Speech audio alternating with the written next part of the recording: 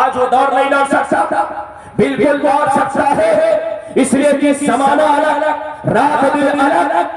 مسلمان کا کلمہ آج بھی وہی، مسلمان کی نماز آج بھی وہی، مسلمان کا روزہ آج بھی وہی ہے، مسلمان کا خدا آج بھی وہی ہے، مسلمان کی باتیں آج بھی وہی ہے، ساری چیزیں وہی ہے۔ تو ہم اگر تھوڑی سی کوشش کر لیں، ہم تھوڑی سی محنت کر لیں، اپنے آپ کو بیدار کر لیں، ہم ہوٹلوں پر نہیں، ہم مسجدوں میں بیٹھ کر کے شریعت کی باتیں سیکھیں اور سکھائیں، تو آج بھی وہی زمانہ لا سکتا ہے۔ اس زمانے کی برکتوں سے ہم مستفید۔ اس تعلق سے قابل مبارکباد ہیں، اللہ تعالیٰ انہیں سلامت رکھے۔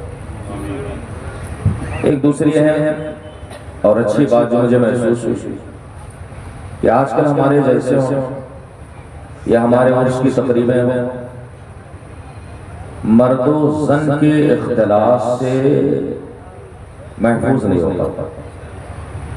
لاکھ منع کیجئے، لاکھ ان کو آپ تنبیہ کیجئے، ڈانٹیے کہ نہیں آنا ہے، نہیں آنا ہے، مگر کہیں نہ کہیں کونے کنارے سے ٹپک ہی پڑتی۔ چاہے جتنا منع کیجئے، چاہے جتنی آپ پابندی لگائی، اعلان کیجئے، ہم نے تو بڑے بڑے عرس میں، بڑے بڑے تقریبات میں دیکھتے، مگر آج ہم یہاں آیا اور آنے کے بعد میں ذرا باہر بھی ٹہلنے گیا کھانے کے بعد میں نے محسوس کیا کہ واقعی اس ادارے کے ذمہ داران نے صرف کہا ہی نہیں ہے بلکہ کہی ہوئی بات پر عمل بھی کیا۔ بے شک سبحان اللہ۔ آپ ذرا احساس کریں کہ آپ کو کہیں شاید ہی کوئی خاتون اس نیت سے نظر آئی ہو کہ وہ یہاں شرکت کرنے کے لیے، ایسے روڈ پہ چلتے ہوئے اگر کوئی نظر آ جائے تو رکھوا۔ یہ ایک بڑی اچھی بات، میرے آقا کی حدیث پاک ہے، نبی کا فرمان، من سن سنتا حسنہ وَلَهُ أَجْرُهَا وَأَجْرُ مَنْ عَمِلَ بِهَا۔ آقا کریم کا ارشاد ہے جو کوئی اچھا راستہ اپنائے، اچھے طریقے کی بنیاد رکھے، جو کسی کار خیر کا آغاز کرے، کسی کار خیر کو شروع کرے تو اسے اس کار خیر کا ثواب ملے گا، اور جو اس کے نقش قدم پر چلے گا اس چلنے والے کے جیسا ثواب اس ایجاد کرنے والے کو بھی ملے گا۔ دالوں غریب نواز اس تعلق سے انشاءاللہ ہمیشہ یاد رکھا جائے کہ اس علاقے میں قرب و جوار میں جلسے کو عورتوں سے دور کرنے والا اور عورتوں کو جلسوں سے روکنے والا اگر کوئی ذمہ دار ادارہ ہے، جہاں سے ایک ذمہ دار آواز اٹھی ہے تو کوئی اور نہیں ہے بلکہ دارالعلوم غریب نواز ہے، جہاں سے شریعت کا پیغام سنایا ہی گیا اور ساتھ ہی ساتھ اس پہ عمل کرایا گیا۔ بے شک۔ ایک بڑا خوبصورت سلسلہ جو شروع کیا گیا، فقہی سوالات و جوابات۔ میں آپ سے بتاتا ہوں، شاید آپ نے سنا بھی ہو علماء کی زبان سے کہ نماز پڑھنا، روزہ رکھنا، حج کرنا، زکوٰۃ کرنا، یہ سب ایسی بات ہے کہ جس کا فائدہ انسان کو خود ملتا۔ آپ 100 رکعت نماز پڑھ لیجئے، اس کا فائدہ صرف آپ کو ملے گا۔ دوسرے سے آپ جائیے حج کر کے آئیے، اس حج کا ثواب آپ کے کھاتے میں، دوسرے کو اس کا ثواب ملے گا۔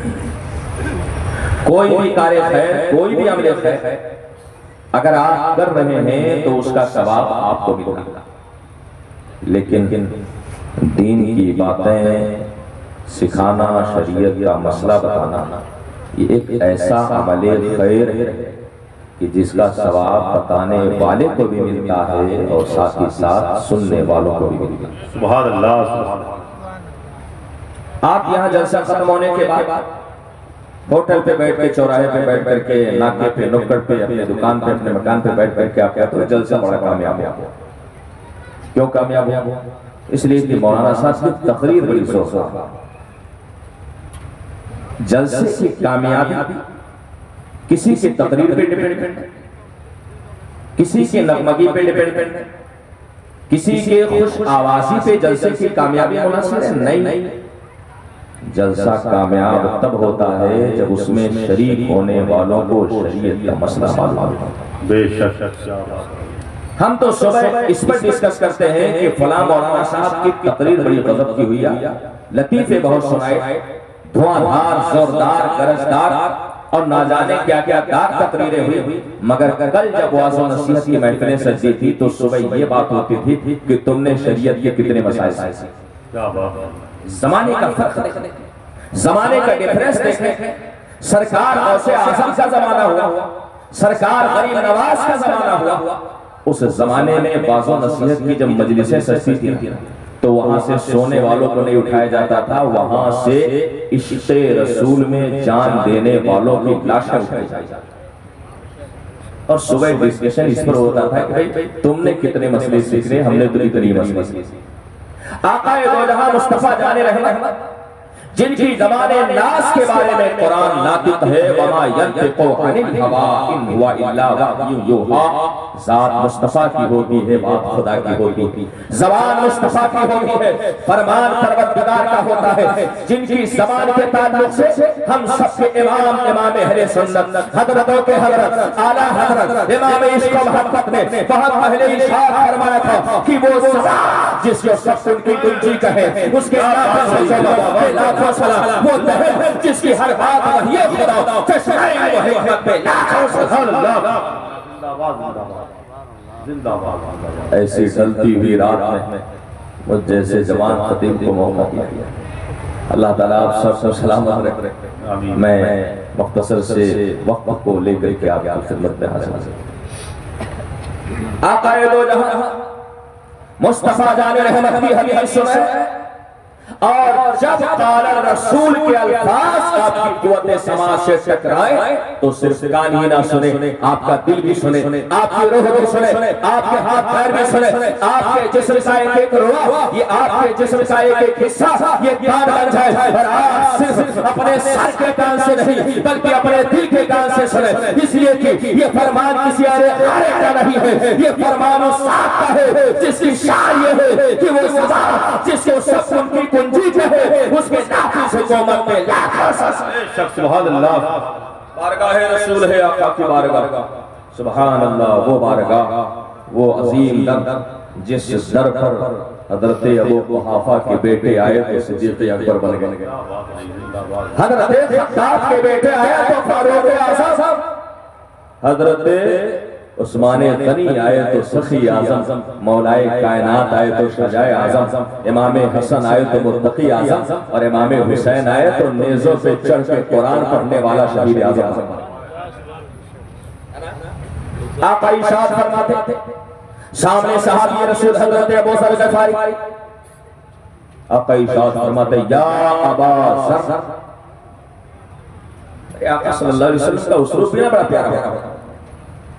آقا دو جہاں کسی کو مسئلہ سمجھانا چاہتے تو کبھی عمومی خطاب ہوتا اور کبھی خصوصی خطاب ہوتا، مگر خصوصی خطاب میں بھی آقا دو جہاں کا مقصود یہ ہوتا کہ آپ بھی عمل کرو، ساتھ میں اور سارے لوگ بھی عمل کریں. آقا خطاب کو حضرت ابو ذر کو فرما رہے ہیں، مگر ہم بھی ابو ذر کے غلام، آپ بھی ابو ذر کے غلام، جتنے یہاں پر موجود سامعین ہیں سب حضرت ابو ذر کے غلام ہیں. تو یہ خطاب صرف ہم سب کے آقا ابو ذر کے لیے نہیں ہے، بلکہ یہ خطاب حضرت ابو ذر کے لیے ہے اور ہم سب غلامان ابو ذر کے لیے. بات میری سمجھ میں آ رہی ہے؟ ارے ہضم ہو رہی نا بابا، ایسا تو نہیں فارسی میں تقریر ہو رہی ہے، عربی میں تقریر ہو رہی ہے. ہم کہیں زیادہ دور کے رہنے والے نہیں اور نہ بہت دور سے بلائے گئے خطیب، ایک بہت بڑے مدرسے کے چھوٹے سے استاد. اور مزاج یہ ہے کہ سامنے بیٹھنے والے جب تک سمجھ نہ لے تب تک سبق کا جملہ آگے نہ بڑھے. اور یہی خطابت کا اصول بھی ہے کہ کلم الناس اصلا علی قدر عقولہم. ہم چاہے تو گہری باتیں بھی کر سکتے ہیں، مگر وہ باتیں آپ کے سامنے پیش کرنے کوئی فائدہ نہیں. اس لیے کہ مصطفیٰ جان رحمت کی بات، اس کا اعجاز یہ ہے، اس کی کرامت یہ ہے، اس کی شان یہ ہے کہ نبی کی بات ہے یہ ہر انسان کو سمجھ میں آتی ہے. حضرات نبی کی حدیث ہے، ہر عصر و نسل کے لیے ہے. پہلے کے دور کے فلسفیوں کے اقوال کی تشریحات میں موٹی موٹی کتابیں لکھی جائے، مگر نبی کے فرمان کا اعجاز ہے کہ نبی کا فرمان جیسے 1400 سال پہلے سمجھا جا رہا تھا ایسے ہی 1400 سال بعد بھی سمجھا جا رہا ہے. اس لیے کہ نبی کا فرمان یہ حقیقت میں پروردگار کا فرمان. بے شک سبحان اللہ. میرے نبی فرماتے ہیں یا ابا ذر، اے ابو ذر، لأن تاخذوا صبح سویرے گھر سے باہر نکلو، فتعلم اس کے بعد سیکھو آیت من کتاب اللہ،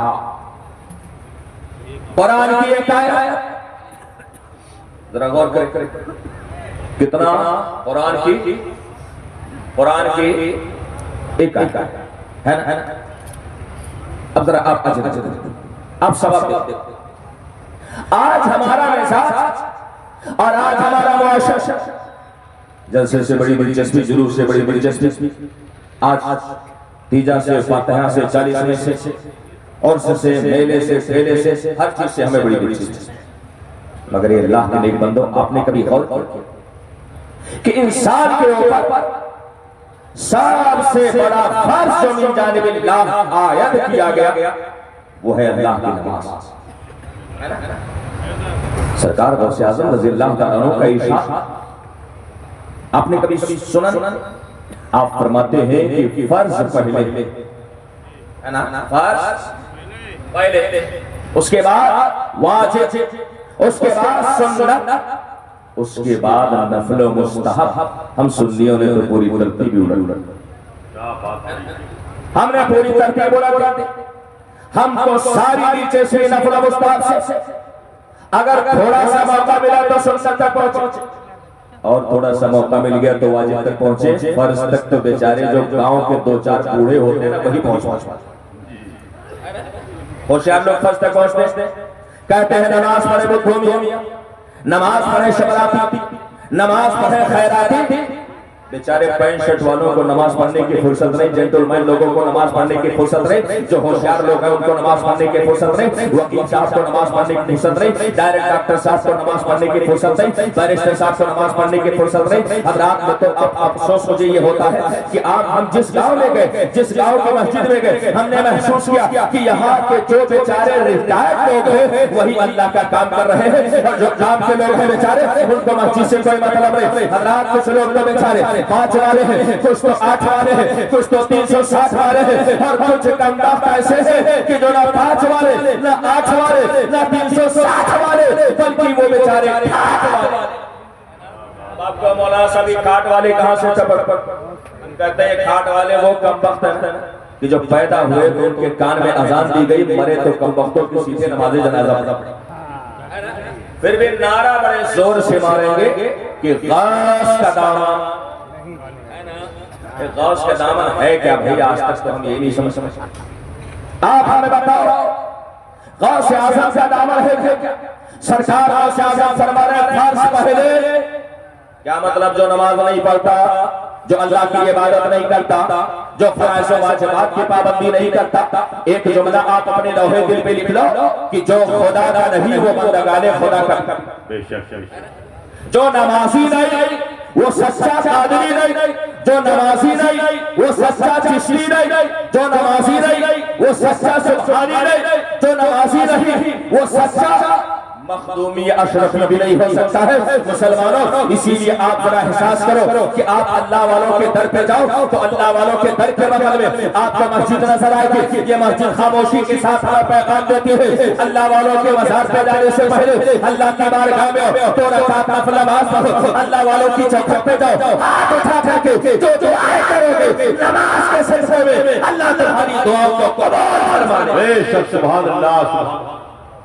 حضرت ابو ذر غفاری رضی اللہ عنہ آقا دو جہاں ارشاد فرماتے ہیں اے ابو ذر گھر سے باہر نکلو اور قرآن کی ایک آیت سیکھنا.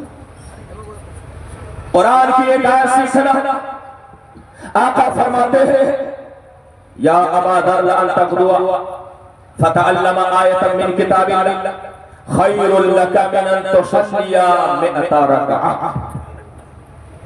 علماء سمجھ گئے، آپ ادھر توجہ دیں تاکہ آپ کو ہم سمجھا سکیں. آقا فرماتے ہیں اے ابو ذر گھر سے باہر نکلو تو بھائی کوئی عالم شامل جائے، ان کی بارگاہ میں ضرورت تلمس طے کرو اور پھر قرآن کی ایک آیت سیکھو. آپ شام سے بیٹھے نہ جانے کتنی آیتوں کو سنے ہوں گے، نہ جانے کتنی آیتوں کو اپنے دل میں بسائے ہوگا. آپ کے اجر اور ثواب کی بات ہے، ذرا دھیان دیجئے. آقا فرماتے ہیں کہ تم اگر صبح سویرے نکلو گھر سے اور کسی عالم کے پاس بیٹھ کر کے قرآن کی ایک آیت آج ایوریج نکالے نا تو تکون اعمار امتی بین الستین والسبعین او کما قال النبی صلی اللہ علیہ وسلم. یہ میرے آقا کی پیشین گوئی. آقا فرماتے ہیں میری امت کی عمر 60 سے 70 کے درمیان. ہم عبادت کریں تو نہیں کر سکتے, ہم اگر ریاضت کریں تو ہم نہیں کر سکتے, مگر یہ اللہ کے نیک بندو خدا کا خزانہ کرم کتنا بڑا ہے. آقا ارشاد فرماتے ہیں کہ جو قرآن کی ایک آیت سیکھ لے اللہ اسے 100 رکعت نفل نماز کا ثواب عطا کرتا ہے. گانے تو بہت سیکھے ہوں گے آج کل وہ بلوٹوتھ چل گیا نا کان میں ٹھوسنے والے. اللہ رحم فرمائے بیچارے نہ جانے کتنے گانے ان کو زبانی آ گیا, نہ جانے کتنے فلمی ڈائلاگ سے, نہ جانے ان کو کتنے کرکٹ کے ریکارڈ سے. لیکن اگر میں کسی بھی شخص سے کھڑا کر کے پوچھ لوں کہ دین کا تیسرا کلمہ کیا ہے تو کہیں گے بغل والا سنا دے ذرا. آپ ذرا احساس کریں مسلمانوں, آپ کو دین کا کلمہ نہیں یاد ہے, اپنے نبی کا شجر نسب نہیں یاد ہے, اپنے بزرگوں کے نام نہیں یاد ہے, آپ کس امام کو فالو کرتے ہیں یہ نہیں یاد ہے, یہ اللہ کے نیک بندو آپ کو قرآن کی چند آیتیں نہیں یاد ہے جس سے آپ نماز پڑھ سکتے ہیں. اس کے باوجود آپ دعویٰ کرتے ہیں کہ ہم غریب نواز کے غلام ہیں, ہم سرکار غوث اعظم کے غلام ہیں. کیسی غلامی مسلمانوں جب آپ کو قرآن کی ایک آیت نہیں یاد ہے. قرآن کا سیکھنا سکھانا یہ دنیا کا سب سے بہترین کام ہے.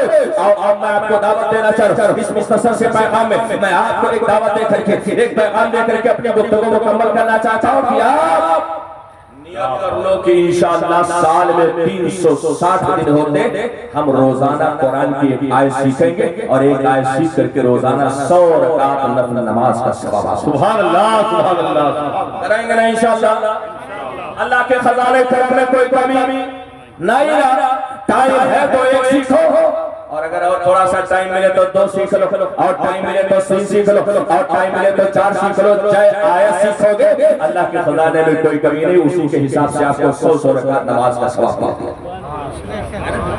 کریں گے انشاءاللہ. تو کہتے ہمارے ڈر کے انشاءاللہ بھی نہیں کریں گے, کہیں ایسا نہ ہو کرنا ہی نہ پڑے. انشاءاللہ کریں گے حضرات. اور آگے کی ایک حدیث سن لیں. اسی حدیث کا دوسرا جو آقا فرماتے ہیں وَيَا يَبَاكَ لَأَنْ تَقْوَ فَتَعَلَّمَ بَابًا مِنَ الْعِلْمِ. وہاں کیا تھا آیتاً من کتاب اللہ, یہاں کیا ہے بابا من العلم. آقا دو جہاں صلی اللہ علیہ وسلم کا فرمان دیکھو. آقا ارشاد فرماتے ہیں اے ابو ذر تم گھر سے باہر نکلو اور نکل کر کے تم شریعت کا ایک مسئلہ سیکھ لو. کتنا مسئلہ؟ ارے چاہے نماز کا مسئلہ ہو, چاہے روزے کا مسئلہ ہو, چاہے نکاح کا مسئلہ ہو, چاہے طلاق کا مسئلہ ہو. ابھی آپ نے مفتی اظہار صاحب قبلہ سے نہ جانے کتنے مسائل سنے اور یاد کیے سیکھے. آپ ذرا غور تو کریں, یہی بیٹھے بیٹھے آپ نے کتنا ثواب کمائے ہیں. آقا دو جہاں فرماتے ہیں اے ابو ذر صبح سویرے گھر سے باہر نکلو اور تم شریعت کا ایک مسئلہ سیکھ لو. خیر لک من ان تصلی الفرض. آقا فرماتے ہیں شریعت کا ایک مسئلہ سیکھا تو یہ سمجھ لو کہ تم نے 1000 رکعت نفل نماز کا سلام حاصل. سبحان اللہ سبحان اللہ. ایک مسئلہ آپ نے سیکھ لیا, اور میں سن رہا تھا نہ جانے کتنے مسائل مفتی صاحب صلی اللہ نے بیان کیا ہے نا. اب ضرورت اس بات کی ہے کہ آپ اگر سیکھے ہیں تو اس کو اپنے میموری میں محفوظ کر سکیں. یہ دستار عالمیت اور دستار حفظ کی مجلس. میں صرف دوڑتے ہوئے 2 باتیں آپ سے. سب سے پہلی بات کہ اس وقت ہمارے لیے کرو یا مرو کا کنڈیشن. ہمارے پاس کوئی آپشن نہیں. آپ اگر آپ کے دل میں تھوڑا سا دردمند دل ہے اور اس دل میں تھوڑا سا دین کا درد اپنے قوم کے لیے, اپنے سماج کے لیے, اپنے معاشرے کے لیے, اپنے سوسائٹی کے لیے, کبھی آپ جب اپنے بستر پہ جاؤ گے تو دل پہ ہاتھ رکھ کر کے سوچنے کی کوشش کرو کہ ہمارے پاس کوئی راستہ بچا, ہمارے پاس کوئی آپشن بچا. کبھی کبھی ایسا ہوتا ہے جب 2 ٹیمیں آپس میں لڑتی ہیں تو ان کے پاس ایک موقع ایسا آتا ہے کہ کرو یا تو مرو. مطلب کرو تو آگے بڑھو, نہیں تو پھر آپ بیک پہ جاؤ مر جاؤ. سیم یہی کنڈیشن اس وقت امت مسلمہ کا. یہ صرف ہندوستان کی بات ہے, یہ عالمی سطح پر مسلمانوں کی بات ہے. آج ہمارے پاس نہ مضبوط قیادت, نہ مضبوط سیاست, نہ مضبوط اقتصاد, نہ مضبوط معیشت, ہمارے پاس کچھ نہیں. سوال یہ ہے کہ ایسے کرو یا مرو کے کنڈیشن سے ہم کریں تو کیا کریں. ہماری شریعت نے آپ کو کبھی بھی بے آسرا نہیں چھوڑا، ہمارے دین نے کسی موڑ پر آپ کو بے سہارا نہیں چھوڑا، ہمارا اسلام کبھی آپ کو تنہائی میں چھوڑ کر کے نہیں بھاگتا، ہمارے دین کے اندر ہر چیز کی رہنمائی موجود ہے۔ ایسے وقت میں ہمیں کرنا کیا ہے؟ آقا دو جہاں صلی اللہ علیہ وسلم نے بہت پہلے ارشاد فرما دیا تھا کہ جب حالات ایسے بن جائیں نا تو آپ کو صرف اور صرف دو کام کرنا ہے۔ پہلا کام یہ ہے کہ الزم المساجد، آپ کو مسجدوں کو پکڑنا۔ آج ہمارے سماج کا سب سے بڑا المیہ یہ ہے کہ دارالفتاح ہے غریب نواز میں، اور شریعت کا مسئلہ بیدولہ چوراہے کے ہوٹل پہ لگے۔ دارالفتاح یہاں قائم، مفتی صاحب قبلہ یہاں تشریف فرما، شریعت کے مسائل کی کتابیں یہاں رکھی ہوئی، دین کی باتیں یہاں پڑھائی جاتی ہیں، دین کی شریعت کی گتھیاں یہاں سلجائی جاتی ہیں، مگر ہمارا دارالفتاح کہاں؟ ہم نہیں بولیں، اس لیے کہ بات یہاں کی پکڑ کی ہوئی۔ ابھی ہم کوئی لطیفہ سناتے ہیں نا، کوئی بخشش کی حدیث سناتے ہیں نا، تو بھی لہر کے سبحان اللہ۔ ہمیں حیرت اور افسوس اسی بات کا کہ جب ہم کام کی بات کرتے ہیں تو بیچارے اتنے سیدھے سادے ہو جاتے ہیں جیسے کچھ جانتے ہی، اور اگر امام صاحب کا پاجامہ ناپنا ہو ہوٹل پہ بیٹھ تو بیچارے اتنے تیز ترار ہو جاتے ہیں کہ آنکھ سے دیکھ کر کے ناپ لیتے ہیں کہ ٹخنے کے اوپر تھا کہ ٹخنے نیچے۔ امام صاحب کے داڑھی کا کلر چیک کرنا ہو تو زبان کرتے سے بھی لمبی ہو جاتی ہے، کہتے ہوئے امام صاحب مہدی نہیں خضاب لگا ان کے پیچھے نمازیں نہیں۔ اللہ کے لئے بندوں میں آپ سے دردمند دل کے ساتھ کہہ رہا ہوں، دنیا کی کوئی قوم ایسی نہیں ہے کہ جو اپنے رہنماؤں کی برائی کرتی ہو۔ ایک مسلمان قوم ہے جو ہوٹلوں پہ بیٹھ کر کے اپنے رہنماؤں کی برائی ہوتی ہے۔ بہت اچھی۔ ہم ترقی کریں تو کیسے سے، ہم آگے بڑھیں تو کیسے بڑھیں، ہم فلاح پائیں تو کیسے پائیں۔ یہ علماء یہ اتنا پاورفل ہے، اتنا طاقتور ہے کہ جہاں کوئی میزائل نہ پہنچے، جہاں کوئی راکٹ نہ پہنچے، جہاں پر کسی کے پھر نہ پہنچے، جہاں پر کوئی شے نہ پہنچے، وہاں پر یہ پہنچ جائے، مصلی امامت پر کھڑے ہو، ان کا تعلق ان کے خدا سے ہوتا، جہاں تک کوئی نہ پہنچے وہاں تک یہ آپ کی نماز کو پہنچا دیا۔ یہ ان کے پاور کی بات ہے، ان کے طاقت کی بات ہے، ان کے قوت کی بات ہے، جہاں تک کوئی نہ پہنچے وہاں تک ان کی پہنچ ہوا کرتی ہے، مگر پھر بھی آپ کو ہمیشہ پیچھے رکھتے ہو، آپ ترتیب میں کرتے ہو۔ یاد رکھو مسلمانوں، اگر ہمارے دسترخوان پر روٹی کا ایک لقمہ آتا ہے، ہمارے لبوں سے پانی کا ایک گلاس ملتا ہے، تو یہ کسی اور کا سرسا نہیں ہے، یہ علماء دین کا سرسا ہے۔ علماء فرماتے ہیں علماء نہ ہوتے تو نہ تو زمین سے پانی نکلتا، نہ تو آسمان سے بارش برستی۔ کیا مطلب؟ ہمیں اگر پانی مل رہا ہے تو علماء کے صدقے میں، ہمیں اگر مل رہا ہے تو علماء کے قدموں کی برکت سے مل رہا ہے۔ سبحان اللہ، نعرہ تکبیر، نعرہ رسالت، مسلک اعلیٰ حضرت، جلسہ دستار بندی، دارالعلوم غریب جماعت، عظمت علم، الزم المساجد۔ ہماری شریعت کے مسئلے ہوٹلوں پہ نہیں ہے، مسجدوں میں تو بیان ہے۔ ہماری کچہری، ہمارا کوٹ یہ ہمارے گاؤں کے چوپال پہ نہیں لگنا چاہیے، بلکہ ہمارا کوٹ، ہماری کچہری، ہماری عدالت، ہمارے فیصلوں کے محکمے اگر کہیں قائم ہونے چاہیے تو اللہ کے گھر میں ہونا چاہیے۔ وہ مسجد نبوی کہ جہاں پر بڑے بڑے مسائل حل کیے جاتے تھے، اور جہاں پر بیٹھ کر کے سوکھی روٹی کھا کر کے پڑھنے والے جب ہاتھ میں قلم اور تلوار اٹھا کر کے جب کھڑے ہوئے نا تو ڈاکٹر اقبال کے الفاظ میں دشت و دشت ہے دریا بھی نہ چھوڑے ہم نے، بحر ظلمات میں دوڑا دیے گھوڑے ہم نے، دی اذانیں کبھی یورپ کے کلیساؤں میں، کبھی افریقہ کے تپتے ہوئے صحراؤں۔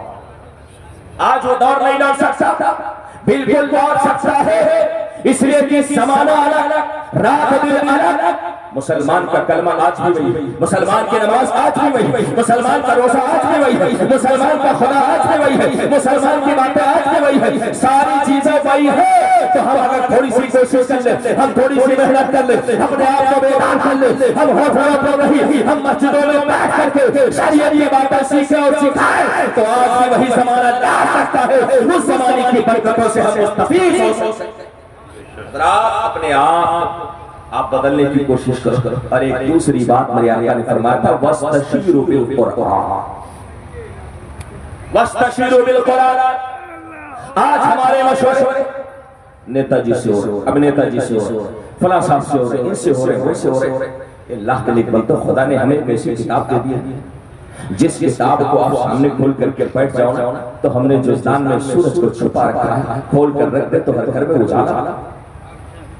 ہم نے جوزدان میں سورج کو چھپا رکھا ہے، کھول کر رکھ دے تو ہر گھر میں اجالا ہوگا۔ قرآن قرآن قرآن اللہ کی وہ مقدس کتاب جو کتاب شفا بھی ہے، کتاب علم بھی ہے، کتاب تعبیر بھی ہے، کتاب حکمت بھی ہے، کتاب سائنس بھی ہے، کتاب منطق بھی ہے، کتاب فلسفہ بھی ہے۔ حضرات قرآن کی شان یہ ہے کہ جمیع العلم فی القرآن لیکن تقاصر عنہ وامر رجال، تمام علوم کو اللہ نے قرآن میں رکھ دیا ہے۔ ہمارے فہموں کا قصور ہے کہ ہم ان علوم کا ادراک نہیں کر سکتے۔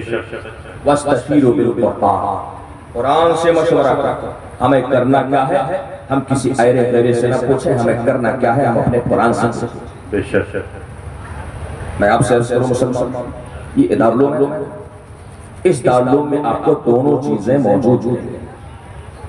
مسجد اللہ کا گھر اور مدرسہ کس کا گھر؟ کس کا گھر؟ مگر کچھ لوگ اپنے باپ کی پھوٹی سمجھتے ہیں۔ ارے آج کل بہت سارے ایسے نالائق لوگ مل جائیں کہ جو بیچارے علماء ہی پر حکومت چاہتا، یہ نہیں سوچتے ہیں کہ اگر علماء نہ ہوتے تو پھر ان کی صدارت، ان کی منیجری، ان کے تمام عہدے کسی کام کے نہ۔